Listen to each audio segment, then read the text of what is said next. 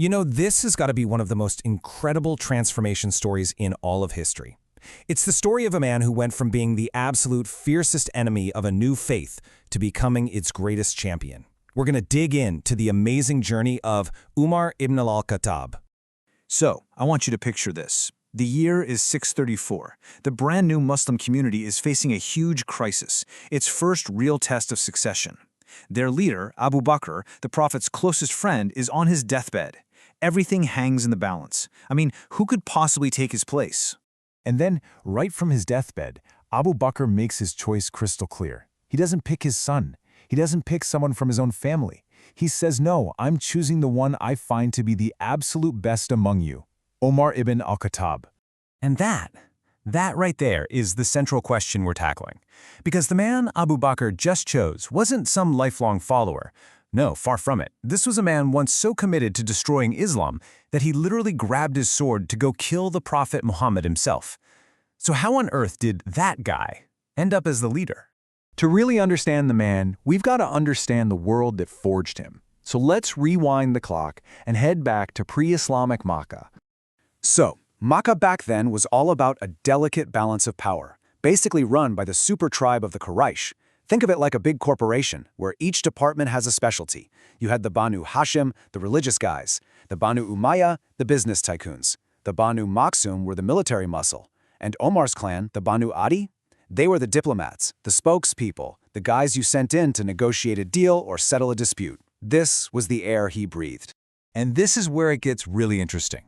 Because Umar was a product of two worlds.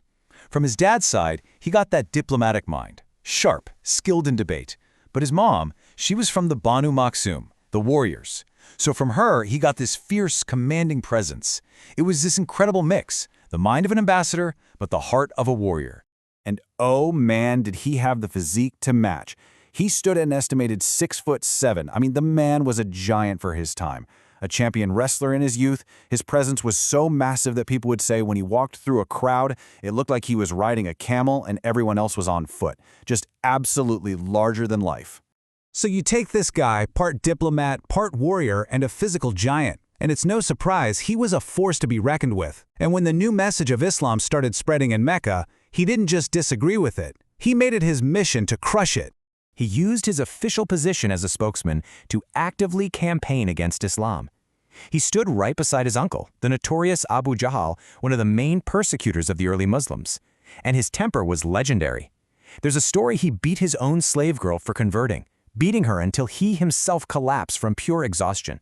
And yet, even in his most formidable opponent, the Prophet Muhammad saw something.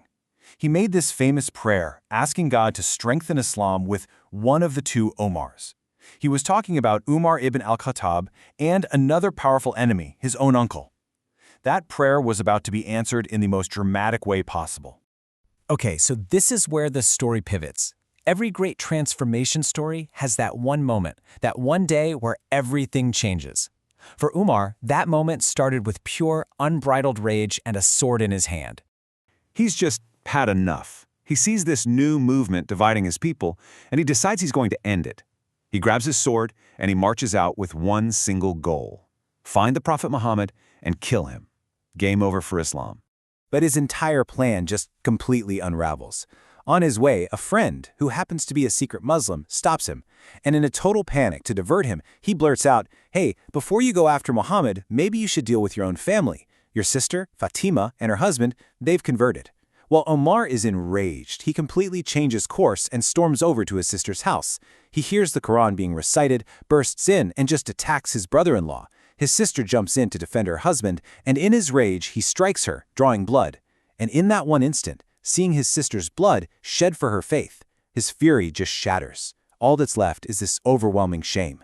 He stops, and he makes a request. "Show me what you were reading." And as he takes the scripture and reads the verses, something inside him just breaks open. The words of the Quran go straight through his hardened heart. The warrior's anger just melts away, and all that's left is this profound, powerful sense of awe. In a heartbeat, his entire world had just changed. He doesn't hesitate. He leaves his sister's house and walks directly to where the Muslims were meeting. The persecutor was on his way to become the protector. Can you imagine the scene? When the Muslims see Umar coming, they totally panic. This is their worst nightmare. But the Prophet's uncle, the great warrior Hamza, stands his ground. And his words here just perfectly capture the tension. Let him come. If he comes in peace, fine. If not, I will kill him with his own sword. Now, to really get how huge this moment was, you have to remember what life was like for Muslims before he walked through that door. They were a tiny, persecuted group. They prayed in secret, they met in hiding, they lived in constant fear of men exactly like Umar. And when I say tiny, I mean it. After Umar converted, the grand total number of Muslims in all of Mecca was just 50 people. 40 men and 10 women. That's it. A fragile, vulnerable little community. But after Umar walked in and declared his faith, everything changed. The very next day, that same small, scared community, with Umar now at the front of the line, walked right out into the open and prayed publicly at the Kaaba, the heart of Mecca, for the very first time. His strength literally became their strength. Their greatest enemy was now their fearless protector. And it was that incredible strength, that clarity and resolve that put him on the fast track from being a brand new convert to the future leader of the entire Muslim world. He pretty quickly earned a nickname, Al-Faruq.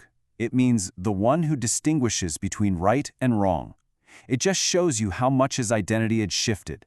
He was no longer a man of rage. He was a man known for his unshakable, clear judgment. After the Prophet passed away, he became the right-hand man to the first caliph, Abu Bakr, and his foresight was just crucial. For instance, after a major battle where many of the Muslims who had memorized the Quran had died, it was Umar who had the idea, who urgently pushed to compile all the revelations into a single written book to preserve it forever. So let's just recap this incredible journey. In the 6th year of the prophethood, he converts and becomes Islam's protector. Then, he serves as the most trusted advisor to the first caliph. And finally, in 634, the very man who set out to kill the prophet is chosen to lead his people. It's an absolutely mind-blowing story arc. And this brings us right back to where we started, but with a totally new understanding. Umar is now the caliph. The man with the mind of a diplomat and the heart of a warrior is leading a rising empire. The question isn't how he got there anymore. The real question is, what's he going to do now? How would this completely transformed man go on to shape the course of world history?